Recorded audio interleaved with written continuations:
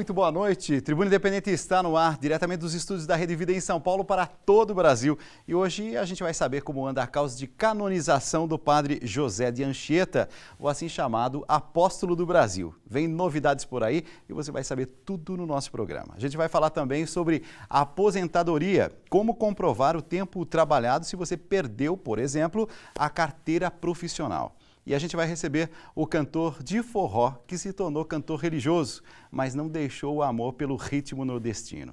Tudo isso a partir de agora no Tribuna Independente, uma opção inteligente na sua noite. Mas nós vamos começar falando de arte e cinema, com o comentarista de cultura da Rádio CBN e nosso comentarista aqui no Tribuna Independente, nosso amigo Juliano Dipp.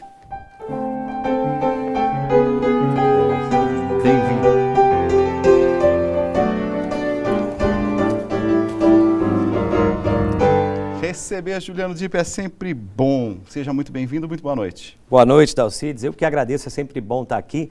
A repercussão da minha última visita foi bem bacana. Acho que esse novo horário o público está gostando, gente sempre entrando em contato para elogiar o programa. Parabéns. É legal que pessoas de todas as partes do Brasil. Falando em todas as partes do Brasil, eu sei que você está especialista em escola de samba de São Paulo. Diz que você visitou absolutamente todas. É verdade, é um trabalho que a gente realiza já há algum tempo lá na CBN. Eu faço isso há 5 anos, mas a rádio sempre fez, porque transmitimos o carnaval pelo rádio, por incrível que possa parecer, né? E aí nos meses de janeiro e fevereiro eu fico indo aos barracões porque a gente monta um material de reportagens especiais sobre os enredos, uma apostila também para conduzir a transmissão e acompanhar de perto, né, através da nossa reportagem, o trabalho das escolas aqui, um trabalho que cada vez fica melhor, mais profissional e esse ano assim com uma expectativa de público muito grande porque estão vendendo ingresso em até 18 vezes aqui no Sambódromo. Então, quer dizer, é muita gente de fora que pode vir assistir. 18 vezes é mais do que o carnaval do ano que vem, é isso? Passa o outro carnaval e você não terminou de pagar ainda. O que eu queria também assim, saber, porque como a gente está em rede nacional, acho que é importante a gente dar uma visão geral. Vamos para o Recife. O que está acontecendo lá no Recife? Me parece que tem novidades boas por lá, é isso? Exatamente. Nessa sexta-feira e nesse sábado tem a apresentação do espetáculo Clássicos do Circo, dos Parlapatões, lá no Recife. Eles se apresentam semana que vem de novo, mas aí já é outro espetáculo. O Clássicos do Circo é uma peça antiga com a direção do Hugo Pozzolo, que traz exatamente números clássicos de palhaços, né, de artistas circenses. Então, são 3 palhaços, na verdade 4 palhaços, o Hélio, que é o anão, e mais 3 outros palhaços que se dividem em claquetes de humor ali, muito engraçadas. Apresentações nesta sexta-feira e no sábado. Semana que vem, eles continuam em Recife, e aí, quinta, sexta e sábado, com o espetáculo PPP, @williamshakespeare.br. Uma peça também que o Parlapatões fez há 20 anos atrás e voltou a fazer agora com o Hugo Pozzolo, o Bamba e o Raul. Eles recriam 37 textos de Shakespeare em 1 hora de espetáculo. É uma peça que foi trazida para o Brasil pelos Parlapatões, a tradução é da Bárbara Eliodoro, foi refeita aqui em São Paulo com a direção do Emílio de Biasi e é muito engraçado. Não, eles são fantásticos, né? E fazem, Dalcides, como se fazia na época do Shakespeare, ou seja, são 3 homens interpretando vários papéis, inclusive muitas mulheres, como por exemplo uma história de maior sucesso do Shakespeare, Romeu e Julieta. Antigamente eram só homens no teatro. Então aqui fica a nossa recomendação pessoal de Recife que nos acompanha e que está em sintonia com a Rede Vida, já sabe que tem bons espetáculos nesses próximos dias. A gente foi conhecer um pouco como é que está a Madrinha Embriagada. E, na verdade, foi uma super surpresa. A gente fez uma matéria muito legal e quem mostra pra gente agora é o nosso repórter Luiz Henrique Casoni. Vamos acompanhar.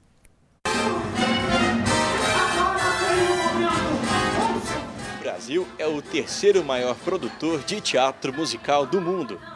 Levando em conta esse cenário aquecido de música e emoção, um programa educacional do SESI São Paulo, Democratizar o Acesso a Espetáculos Musicais, apresenta a Madrinha Embriagada.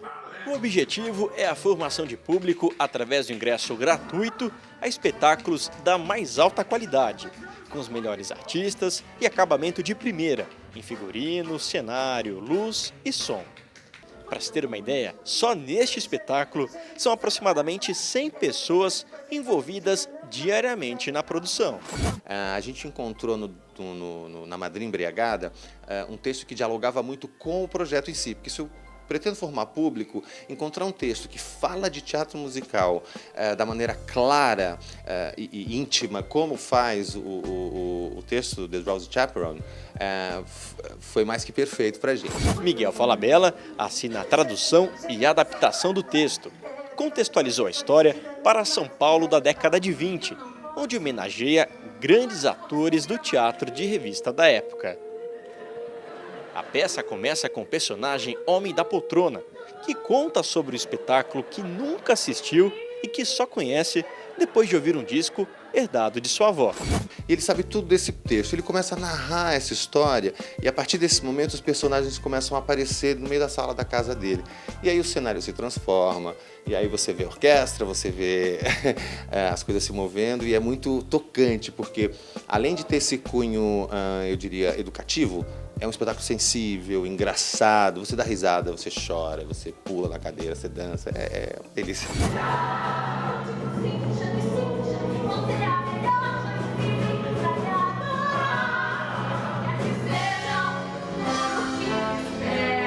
Estela Miranda, a inesquecível Dona Álvara do seriado Toma Lá da Cá da TV Globo, vive o papel da madrinha, personagem principal da história.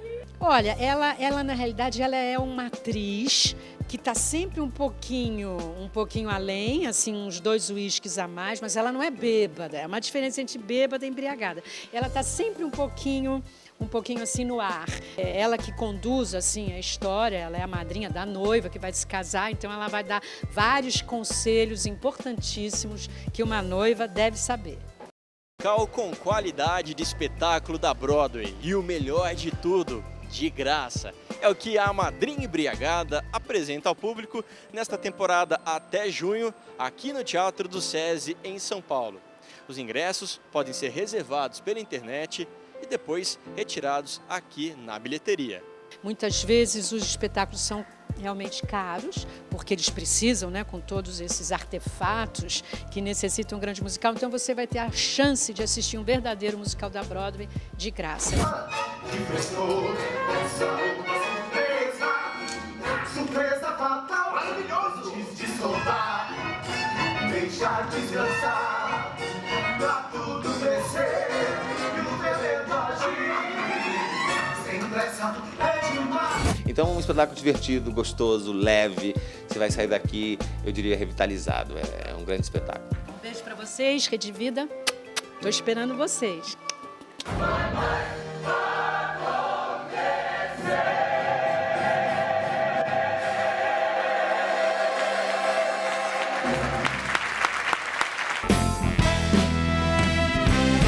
Eu falei que a surpresa era boa, mas a surpresa é maravilhosa. É ótima, né? É ótima, é de graça. De graça na Avenida Paulista, quer dizer, de fácil acesso, vários metrôs ali.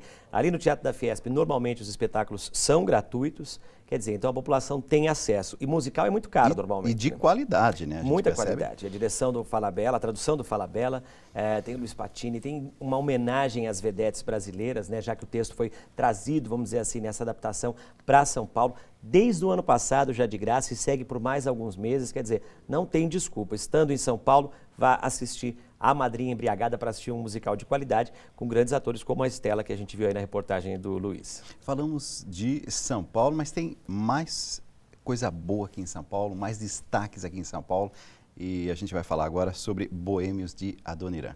É verdade, Dalcides, o espetáculo Boêmios de Adoniran, escrito pela Juliana Lucília, está em cartaz já há mais de 2 anos e conquistou diversos prêmios. Trouxe até uma colinha aqui de tanto prêmio. O melhor espetáculo sonoro da Cooperativa Paulista de Teatro em 2010, melhor espetáculo no Festival de Teatro de São Paulo em 2011 e prêmio Bibi Ferreira de melhor musical no Voto Popular 2012-2013. O que a Juliana fez nesse texto? Ela reuniu as músicas do Adoniran Barbosa e o que as histórias das músicas contavam, ela trouxe para o palco. Criou um grupo de amigos, então a gente vai no espetáculo, vai encontrar o Ernesto, o Mato Grosso, o Joca, o próprio Adoniran, e com dança, música ao vivo, e o balé que a própria Juliana que dirigiu. O espetáculo com a direção do Milton Machado, tem Tiago Toledo, enfim, já viajou o Brasil e tem uma oportunidade de ser assistido agora, no dia 16, domingo, portanto, às 8, no HSBC Brasil.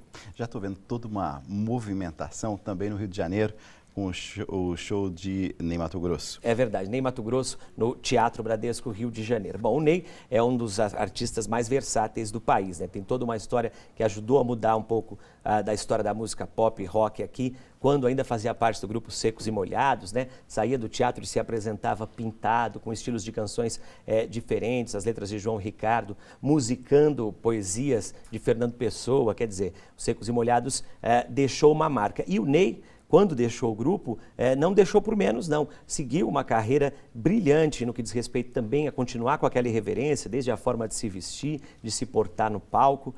Continua nesse espetáculo com os figurinos do Osmar Vessolato e está agora com uma apresentação marcada para o Rio de Janeiro. Opção, inclusive, para quem não quer só ouvir o Ney cantando seus clássicos, como músicas de outros cantores, Paulinho da Viola, Caetano Veloso, tudo isso faz parte desse novo espetáculo do Rio. É a minha dica para quem está, do espetáculo do Ney, perdão, é a minha dica para quem está no Rio de Janeiro. Não, o que eu fico assim, feliz de ver, a riqueza que a gente tem no nosso país, a riqueza também de oportunidades, como a gente vê, por exemplo, a Fiesp e o SESI investindo para que a gente possa ter preços mais acessíveis. É claro que a cultura no nosso país ainda é algo caro, e como alguns dizem assim, para uma determinada classe social. Mas aos poucos a gente me parece que a gente está revertendo isso. É impressão minha ou não? Não, há muitos teatros públicos, né, no país. Acho que a cultura, o teatro é caro nos dois sentidos da palavra, né? É caro fazer teatro, é caro produzir teatro e também é uma coisa muito cara de se fazer, né? É algo que é relevante, que transforma muito a população e por isso que o poder público tem que investir. Essas oportunidades são sempre bem-vindas. Queria aproveitar para a gente deixar um recado aqui nessa semana. A gente falou de vedete na reportagem da Alcides Perdemos, Virginia Alane, uma das maiores vedetes do teatro brasileiro, fez mais de 30 filmes, estourou no Brasil inteiro cantando Sassaricando e viveu prestes a completar 90 anos de idade, morreu, foi velada hoje, nessa sexta-feira, no Rio de Janeiro, sem dúvida uma das maiores vedetes da história do nosso país. Eu fiquei sabendo e quando eu soube, eu disse, mas será que é verdade? Você tem uma carreira como ator. E nunca nós tocamos nesse assunto, nunca falamos disso aqui no programa. Você é um ator já com uma carreira de mais de... Há uns 10 espetáculos por aí, mais de 10 anos, 10 espetáculos. Paralelamente ao jornalismo, sempre que dá, tem uma peça em cartaz. E, inclusive, está em cartaz. Estamos em cartaz. Estou terminando uma temporada. É uma peça que completa 10 anos em cartaz. Eu estou há 3 anos dela. A gente termina agora, dia 22 de fevereiro, todo sábado, às 3 da tarde, no Teatro Santo Agostinho. Texto e direção do Jairo Matos, chama-se Tarde de Palhaçadas. Para dar risada, para levar os seus filhos, as crianças e também para se divertir junto. São números engraçadíssimos, tem o Tadeu Pinheiro, o Fábio Nepo, Roberta Uller, fazendo vários clássicos mesmo, vários números de teatro, vários números de circo, apresentamos até em circo já. Todo sábado, 3 da tarde, aqui no Teatro Santo Agostinho, na Liberdade, Rua Peninos. Pronto. É um dos espetáculos aí. Eu não sabia e estou super feliz. Eu estou feliz com tudo, né? Juliano Dipp traz para a gente todas as semanas as dicas pelo Brasil todo e, ao mesmo tempo, sempre aquele comentário com profundidade. É isso que a gente gosta aqui na Rede Vida. Amigo querido, muito obrigado. Esperamos você na próxima sexta-feira. Obrigado, Alcides. Sexta que vem a gente está aqui de volta. Olha, a gente vai começar com um quadro novo. Na verdade, mais do que um quadro novo, é uma nova modalidade dentro de um quadro que nós já temos aqui no nosso programa. É a Crônica da Semana com o jornalista Renato Essenfelder, cronista do Estadão.com e professor da ISPM. Vamos lá.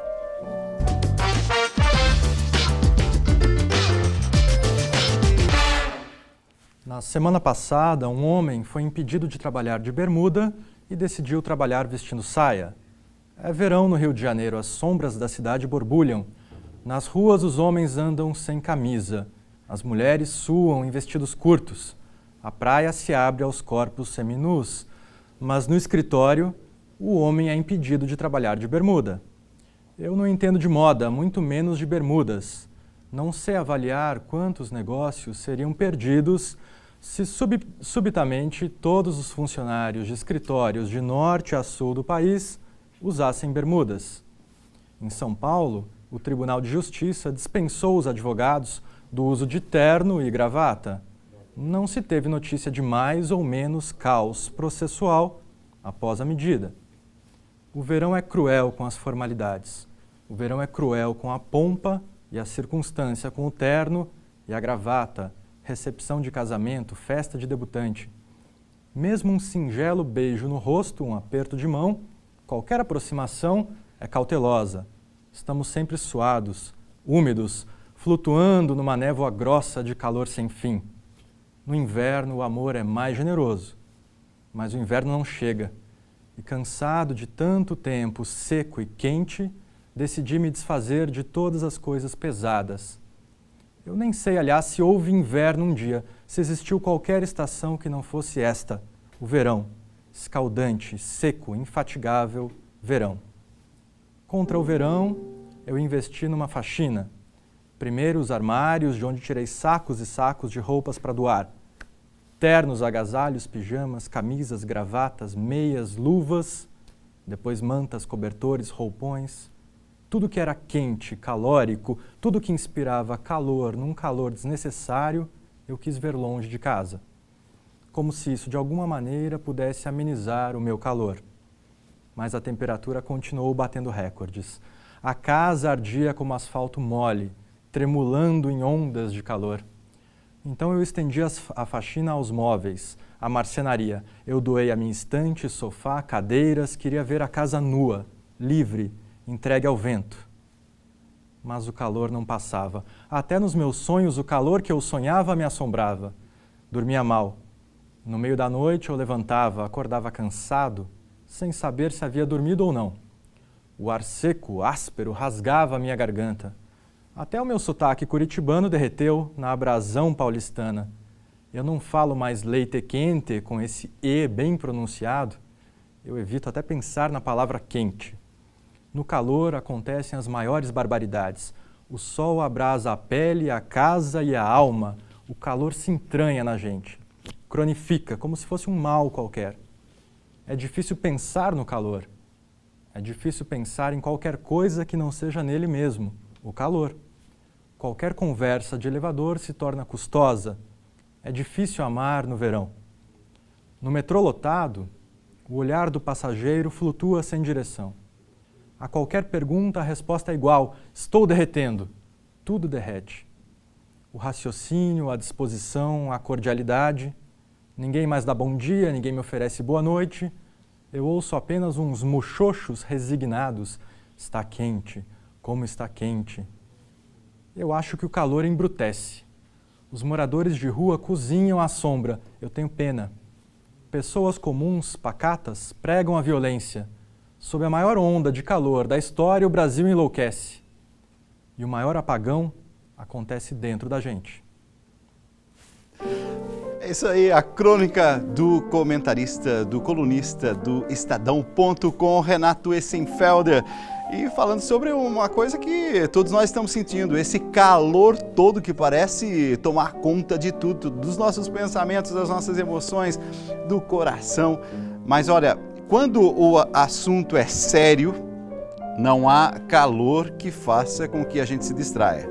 A aposentadoria, por exemplo, assunto sério. É sobre isso que a gente vai conversar agora. Vamos lá.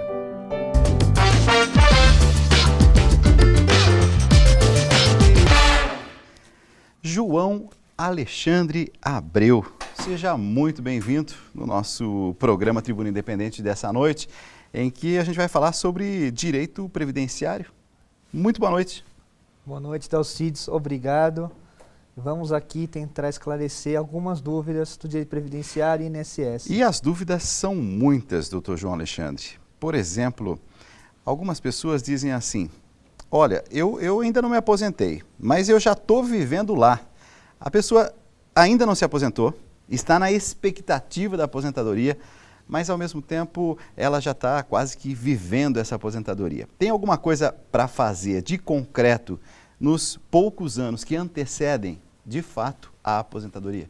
Olha, Dalcides, a gente recomenda sempre o trabalhador, ou vamos dizer assim, o contribuinte, né? O segurado do INSS, que é assim que chama a pessoa que contribui para o INSS, segurado do INSS, que ele sempre esteja vendo as suas contribuições. E como que ele pode estar fazendo isso? Tem um documento chamado CNIS. O que é o CNIS? É o Cadastro Nacional de Informações Sociais. Lá você vai ter, Dalcides, todos os seus vínculos. Você trabalhou em determinada empresa, vão ter todos os seus recolhimentos ali, tá? Você saiu dessa empresa e foi para outra? Mesma coisa, vai estar o nome da empresa, período que você trabalhou e todos os recolhimentos que essa empresa efetuou. Mas vamos pensar no seguinte, Dalcides, a pessoa diga, mas eu não trabalhei só empregado, eu fui autônomo, eu vendia produtos daqui, ali, e eu contribuí no carnezinho, Sim. que o nome que o pessoal gosta de falar no carnezinho, E né, é um que é carnezinho GPS, mesmo, né, Guia Previdência Social. E aí, onde que está? Está lá também. Por isso que esse documento é muito importante. Eu recomendo, até falo para as pessoas, uma vez por ano, brinco, guarda no dia do seu aniversário, no mês do seu aniversário, dá um pulinho lá no INSS, pede esse documento, é gratuito, você pede lá, sai praticamente na hora, tá? E você vê todas as contribuições, e você vai acompanhando. Por que isso, Dalcides? Para o homem, 35 anos de contribuição.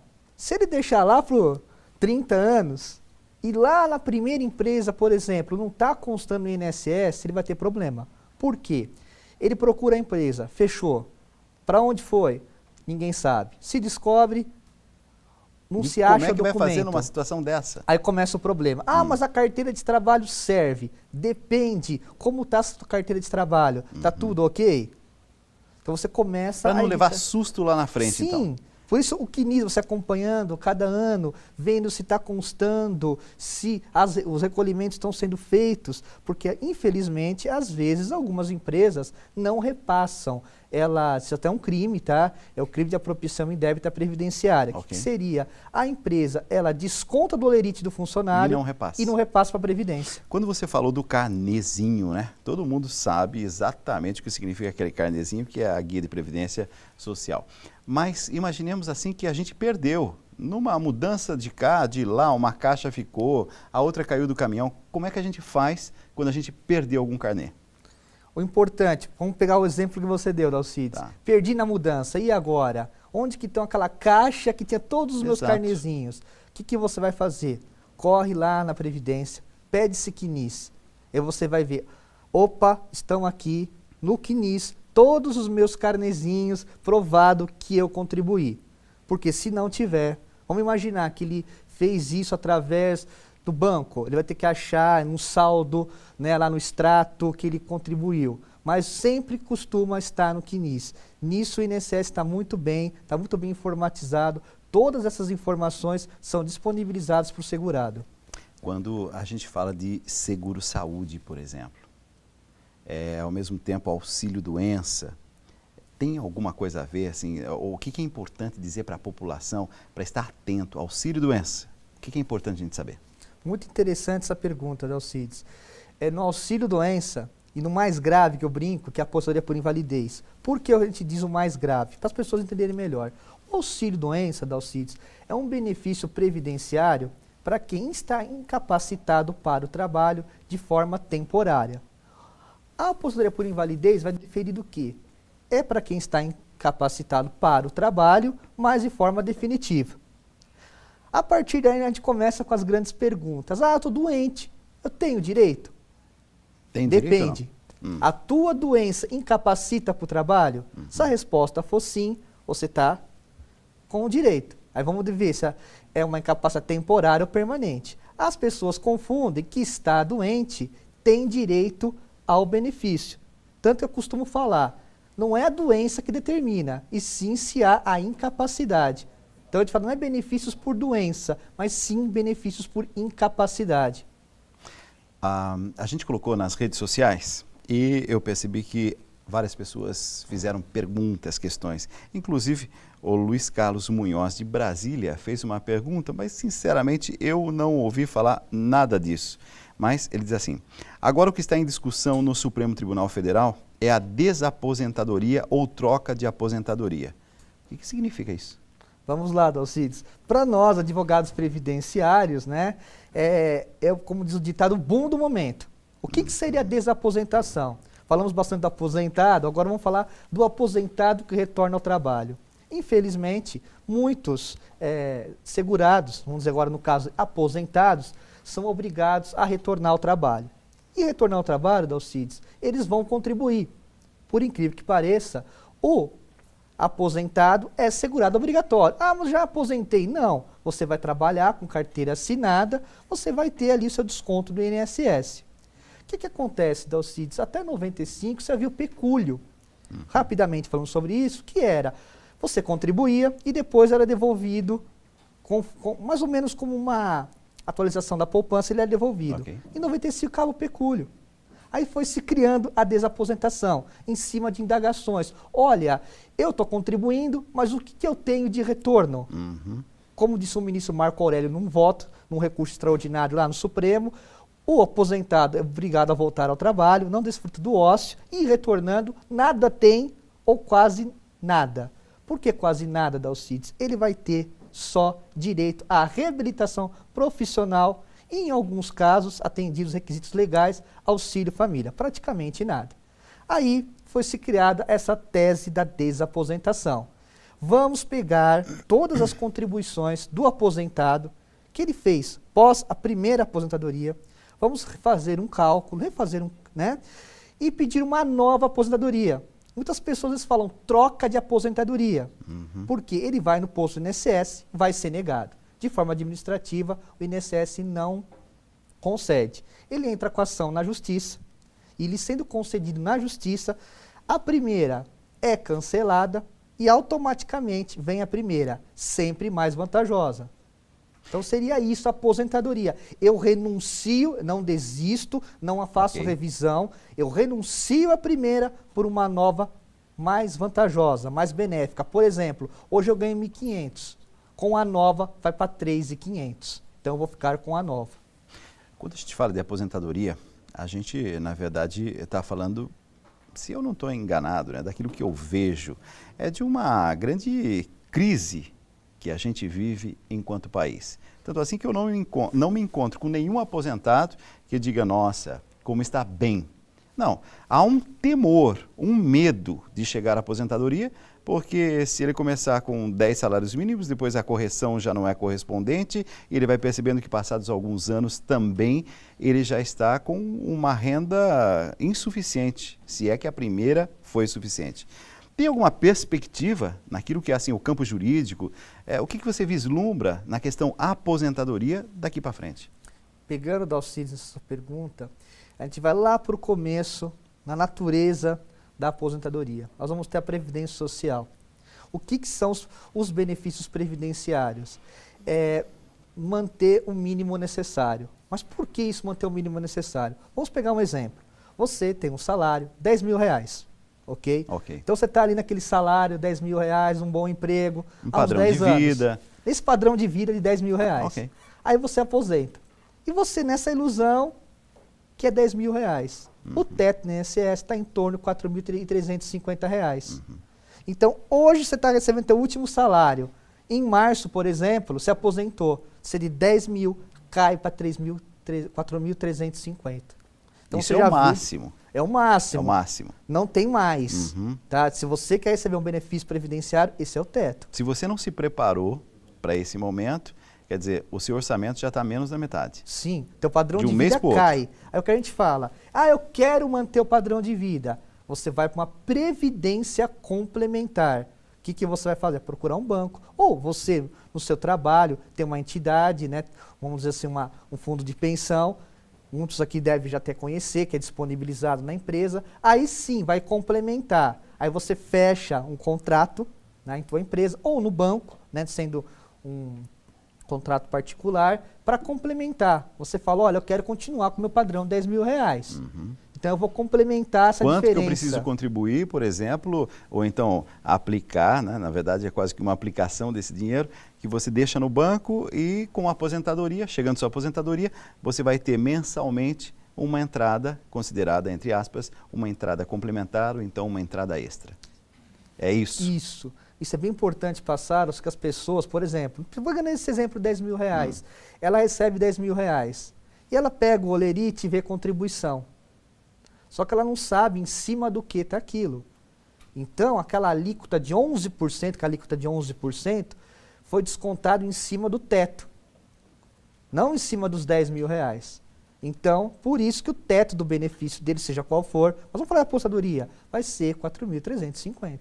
Você trabalhou numa determinada empresa durante, sei lá, 3 anos. E de repente você tem a receber R$10.000. Se você fosse demitido, mas você não foi demitido, você pediu as contas, como a gente costuma dizer. Esse dinheiro você não tem acesso, ele está lá guardado. Passados muitos anos, você vai se aposentar, você então vai fazer o resgate desse dinheiro. Quando você se despediu daquela empresa e partiu para outra, você vai receber. A correção, me parece que é algo menor do que a própria poupança. É isso mesmo?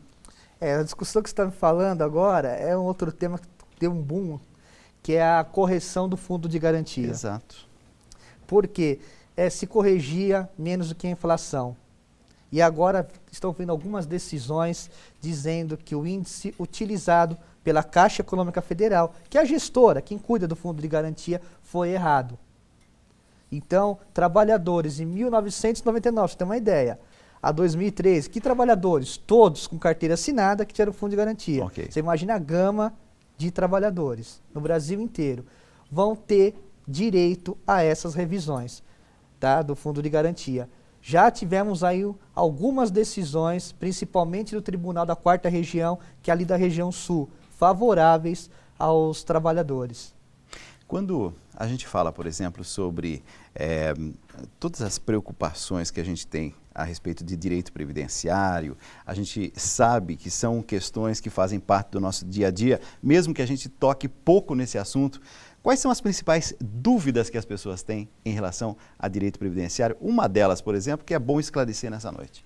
Uma que eu colocaria aqui, importante, é uma confusão que se faz, Dalcides, com benefício assistencial, que nem é que a Previdência ela é gestora, tá? Mas é da assistência social, que é o LOAS. Tá? O nome é esse, né? É porque as pessoas deram um apelido a ele, mas o correto é benefício de prestação continuada. Okay. Tá? E o que é esse benefício? Só explicar para as pessoas que confundem muito isso. É um benefício para pessoas pobres.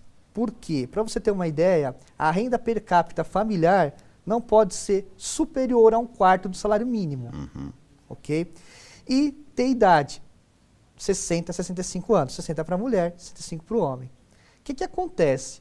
As pessoas, às vezes, acabam conseguindo esse benefício assistencial e confundem isso com aposentadoria por idade. Qual que é a diferença? Esse benefício assistencial, como eu falei, a pessoa tem que ser pobre, pela renda per capita de 1/4 do salário mínimo. Claro. Também é de um salário mínimo, ponto. Não tem menos nem mais, é um salário mínimo. A aposentadoria por idade é uma grande diferença. Você não precisa ser pobre, você tem que ter direito. Qual que é o direito? 60 anos de idade para a mulher, 65 anos de idade, caso homem. E, vamos falar aqui de tabela 142, mas quem não está dentro da tabela do artigo 142, 15 anos. Falo isso porque, o doutor falou que são 15 anos, mas a mãe se aposentou com 10. Porque teve uma tabela que pessoas poderiam se aposentar com 5 até 14 anos, Dalcides. Tá. Porque a lei antiga era de 5 anos, tá? Saindo dessa tabela, é 15 anos, tá? E o que acontece? As pessoas confundem. Aí, ela chega no final do ano, poxa, eu não recebi 13º, ela tem esse LOAS. A minha parente recebe. É outra coisa. Ela acha que é apostada por idade, até que ela descobre que é LOAS. Entendi. E qual que é o outro problema também? A aposentadoria por idade, a pessoa vem falecer. Ela vai deixar a pensão para o cônjuge sobrevivente, para o marido, para a esposa que sobrevive. Para o Los, não. Morreu, acabou. São muitas as questões, as perguntas. Já percebi que quando colocamos nas redes sociais, as pessoas querem saber, porque fazem parte justamente de questões do nosso dia a dia. O Paulo tem questões e perguntas de telespectadores. Vamos lá, Paulo. Exatamente, Dalcides. Temos algumas perguntas. Você que participa através das redes sociais, do facebook.com/redevida. Temos aqui o Lindoberto de BH e ele pergunta, ele está na verdade citando um fato antes, alguns países aumentaram a idade mínima da aposentadoria nos últimos anos, recentemente. Alguma chance disso ocorrer no Brasil também, devido à maior expectativa de vida? Paulo, né? Essa pergunta do Paulo é muito interessante, porque em 98 teve a grande mudança na Previdência, que foi a emenda 20, que veio a extinguir a proporcional para quem não estava mais no sistema, e quem estava no sistema colocou idade. Idade mínima de 53 anos para o homem e mínima para a mulher de 48. O que acontece? Naquela época, se pensava em colocar a idade mínima também para a aposentadoria integral da Alcides. O que aconteceu? Viram que ia ser uma medida muito impopular. Passa-se um ano, isso lá em novembro de 99, e cria-se o fator previdenciário. E aí nós vamos começar já a responder o Paulo. O que é o fator previdenciário? É uma equação que entra tempo de contribuição, idade, e vai criar-se um redutor. Quanto mais próximo do 1 da Alcides, melhor. Por exemplo, faz-se feito o cálculo do salário de contribuição, como é feito hoje, de julho de 94 até agora. Aí teu salário e benefício dá R$4.000. Ótimo, você diz. Calma aí, tem o fator. Então ele analisou. Um exemplo, o Dalcides é novo. Tá. O Dalcides vai viver ainda mais uns 30 anos. O fator previdenciário vai ser lá em torno de 0,60. Então você não vai receber os 4.000. Vai receber em torno de uns 2.500, te derruba. Então não adianta se entusiasmar. Isso na aposentadoria por tempo de contribuição. Perfeito. Se for por idade, aquelas que tem que ter homem 65, mulher 60, não tem o fator. Então, quanto mais velho por tempo de contribuição, menor é o redutor na aposentadoria. Eu quero agradecer a participação, a presença do Dr. João Alexandre Abreu, que é advogado especialista em Direito. Dr. João Alexandre, muito obrigado mais uma vez. Eu que agradeço, tê-lo aqui, já percebeu que são muitas perguntas e a gente vai se ver novamente. Obrigado, Dalci. Espero ter esclarecido todas as dúvidas dos telespectadores. Eu agradeço a todos, uma boa noite. Eu quero, dizer para você a importância da gente parar um pouco, da gente pensar, da gente refletir sobre alguns fatores que, na verdade, têm a ver com espiritualidade também.